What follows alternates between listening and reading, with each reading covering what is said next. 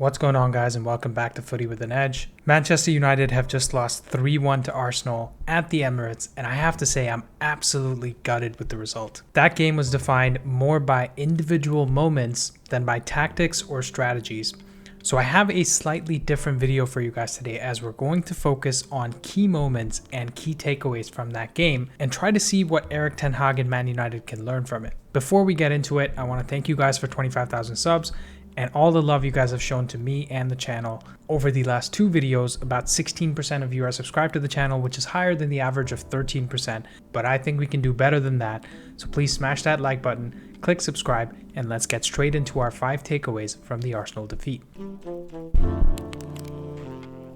Our first takeaway from that game is that Arsenal deserved to win. And I know that's difficult to hear as a United fan. Heck, it's difficult for me to say as a United fan. But like I said at the start, this game was defined by moments, not by brilliant tactics from Arteta or shit tactics from Ten Hag. Because Arsenal just found a way to hang on to that game. They got through the moment where they thought that Garnacho had scored the game winner and it was disallowed instead. They got through the moment where they thought Kai Havertz won the team a penalty, which got overturned, and overall they just dealt with the emotions of that game as they kept coming and managed to get over the line to win 3 points. But when we get to the style of play, I have to say I was actually very disappointed by what I saw. I watched Arsenal a lot last season, and I even covered them on this channel quite a few times. And I have to say they look considerably worse than they were last year because they didn't hold the ball well, their passing was sloppy at times, the patterns of play that they were using to dispatch teams by 2, 3, 4 goals last season was just not there. This does not look like the same team that scored 88 goals in the league last year. In fact, we played them this time last season at Old Trafford and they were miles better than us. Whereas today, I think they look just marginally better than United overall, which was a team that still had Eriksen starting at CDM, had a right back starting at left back in Dalot, and had its third choice center back in Lindelof starting the game. So overall, Arsenal definitely deserved that win based on how they capitalized on the moments that were working in their favor. But if I was an Arsenal fan, I'd be thanking my stars we got that one over the line, because it was looking like squeaky bum time for 90 minutes of regulation. I know our second takeaway is going to sound extremely controversial, and some of you might even hate me for it, but the refereeing today was good. I'm sorry, it was. They got the Havertz penalty decision right, they got the offside call versus Garnacho right, and throughout the game I thought Anthony Taylor actually did a good job of keeping it flowing without booking players left and right, like we've seen this season already. And of course, I'm absolutely gutted by that offside decision in particular because it sucked the life out of me, you, and every Man United fan in the world when that happened. 1 second you're celebrating an incredible winner from our teenage sensation in Alejandro Garnacho, and the next we're holding hands and heads over a bloody shoulder or a sleeve being offside. But based on the letter of the law, that was offside, and if that was an Arsenal player running in on our goal, we'd have taken that decision to the bank. Now, if you want to get into the stupidity of the offside rule with VAR, oh my god, talk about splitting hairs. It absolutely zaps all the energy from the fans and the players on the pitch to have such an amazing goal scored by a 19-year-old away at the Emirates to potentially win a game of that magnitude, and to have that goal taken away because his shoulder or his sleeve was offside. It's absolutely incredible, man. I'm lost for words because of the stupidity of that moment. But look, overall, my point with the first 2 takeaways is that there are no excuses for United today. Arsenal took their chances and won the game, deservedly so, and both Anthony Taylor and VAR didn't do much wrong today. We have to look at ourselves to find things that went wrong, and that takes us to our next takeaway. Our third takeaway from this game is the absolute lack of concentration from the United players. 1 through 11, the lot of them tend to switch off at moments throughout games, and this isn't something new. We saw it against Wolves, Tottenham, and Forest. We saw it last season against Brighton, Brentford, Liverpool, and countless other games, and we even saw it under Ollie and Ranić. There's just something about the team, especially when we're defending, that we leave 2, 3, 4 players free in and around the box in every game with every shot. Honestly, based on what I've seen so far this season, I'll be surprised if we keep even 5 clean sheets this season, which would be 12 less than De Gea kept last season. And the funny thing is, it's not even because Onana is a bad goalkeeper. All of our opponents' shots on target seem to be taken when they are in acres of space in front of goal. And let's be honest, if Kai Havertz wasn't a ghost trying to shoot a ball made out of steam, he should have scored in the first half when he was, you guessed it, open inside the box. There's something seriously wrong at the club for us to be switched off defensively for all 3 goals today. The first one I actually have the least to complain about because Arsenal at least did something to get free at the edge of the box. There was some nice play down the left that dragged Martinez out of position and left Eriksen alone to mark Odegaard inside the box. But the second goal, oh my word.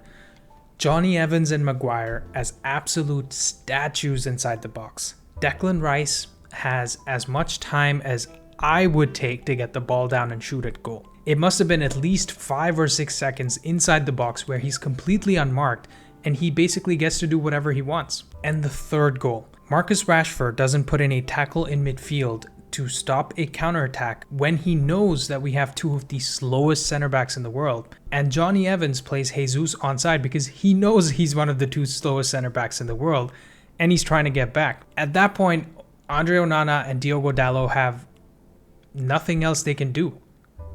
It has to be an easy goal for Jesus. I'm serious about this. Erik Ten Hag has a real challenge on his hands to get into the top 4 this season because we look more open than a Best Buy on Black Friday at the moment. For our 4th takeaway, I want to talk about 2 players that had a great game and one that was absolutely bang average. Starting with Diogo Dalot. This guy was up against one of the best right wingers in the world today, and he didn't give Saka an inch to work with. He had 8 clearances, 2 interceptions, 6 recoveries, and was only dribbled past 1 time in the 100+ minutes that he played. He also won 2 out of 4 of his ground duels and 2 out of 3 of his aerial duels, and in general, for someone that was playing out of position in a game of that magnitude, he gave a very good account of himself. I think he was hands down United's man of the match, and hats off to him. Next up, we have Christian Eriksen right here. Look, I know this is going to be an unpopular take, but Eriksen was sharp today on the ball, and we really needed him in possession to avoid an embarrassment in the first half. He was dropping deep as the 3rd center back, either in between Lindelof and Martinez or on the left or the right hand side to help us get out from the back. And he got that amazing assist for Marcus Rashford's goal that was just sublime. I mean, that weight of pass could not have been more perfect to land straight into Rashford's feet so he has an easier time. That was a pass that Kevin De Bruyne, Xavi, Iniesta, Pirlo, Scholes, every midfielder that's worth their salt would have loved watching and loved executing themselves. And I know he was partly at fault for the Odegaard goal, but what do we expect from him? That's not his game. We know that. And I guarantee you that Scott McTominay makes the same mistake that Eriksen made because he's not good at marking players either. The truth is, we just don't have another central defensive midfielder to play next to Casemiro, and unless it's Casemiro instead of Eriksen there, we have no hope. One can only hope that maybe Amrabat can fill that role and do a little better than Eriksen did. And finally, for our bang average player, we have Marcus Rashford. Look, I'm a huge fan of Rashford. I have a poster of him right behind you guys. You can't see that, it's off screen. The way he took his goal today was amazing. It was probably our 2nd best positive moment of the day after Garnacho putting away that chance on the counterattack, which was obviously overturned. But overall, Rashford had a terrible game today. He's getting into old and familiar territory where he shoots instead of passing and passes instead of shooting. After Højlund came on the pitch, he had 2 chances in the second half where Arsenal were wide open on the counterattack, and he waits till he gets to the edge of the box and Arsenal have 4 men behind the ball, and he blasts the ball into the bloody Arsenal defenders. I just don't understand it, man. Where's the thought of passing it into the on-rushing Højlund or the on-rushing Antony so that one of them can get the goal and win us the game? You already got your goal. Let's get a goal and an assist, and it's a man of the match performance from Rashford. But instead, He tries to go for glory and he doesn't make anything happen. It's not even like he tried to shoot and was selfish, but had a good shot that was saved or defended.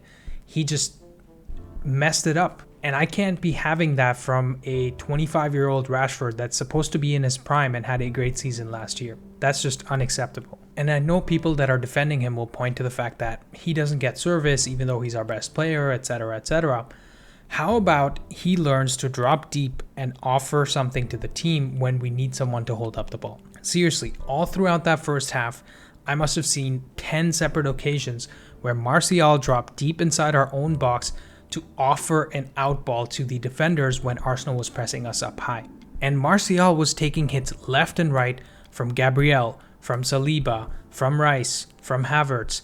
Everybody in midfield and defense for Arsenal was getting really tight to Martial and stopping him from doing anything with the ball. Martial was the one that had a graveyard shift, not Rashford in that game. Rashford was just walking around waiting for things to happen when we had the ball, and defensively he didn't bust a gut yet again to help out Dalot. Don't get me wrong, he was a bit more prevalent defensively than he usually is, but he didn't do enough. And look at someone like Antony today. I thought he put in one of his best performances this season because he was busting his gut time and again to defend against Martinelli and Zinchenko on our right hand side, and without his efforts we're probably 2 or 3 goals down in the first half itself. But people are ready to jump on Antony's back when he does something wrong, and Rashford tends to get preferential treatment from the media and some fans because he's a homegrown player and he's British. For me, Rashford is brilliant in certain moments, and that brilliance can actually win you games single-handedly. But he's also very lazy defensively and doesn't want to put in a tackle when the team needs it. So in games against the big teams like today, he can also single-handedly lose you games, and that for me is not acceptable. Our final talking point concerns our shower of shit owners, the Glazer family. Man United, the biggest club in the world, is being held hostage by this one American family that doesn't care about football, the sport, let alone Manchester United, the club, or its fans. To have Harry Maguire and Johnny Evans be your center backs to finish off an away game at the Emirates is embarrassing. To have Sofyan Amrabat through the door in the last minutes of the transfer window when he's been waiting for 2 whole months is an absolute joke. Can you guys fathom the fact that United didn't let Maguire join West Ham because they didn't want to pay him 5 or 10 million up for his wages?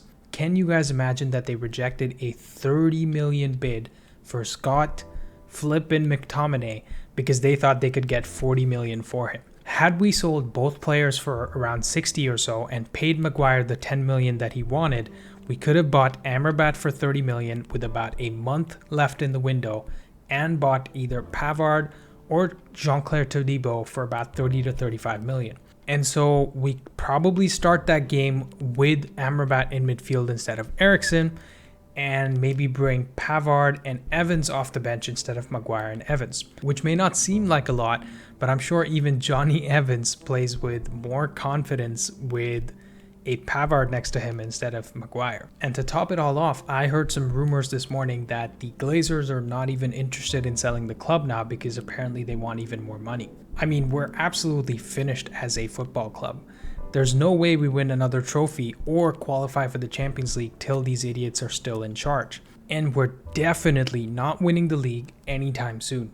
It's gotten so bad that I think we could have another year like the one where Leicester won the league, with all 6 or 7 big teams being terrible, and we'll still let someone like Brighton or Villa go and win the league. So after a disappointing result and a difficult video to make after that disappointing result, I have only 3 things to say in closing thoughts. Be prepared for a tough season because it's looking long right now. Drop a like on the video and subscribe to the channel to show your support through these tough times. And Joel and Avram Glazers, get the hell out of my club. Glazers out.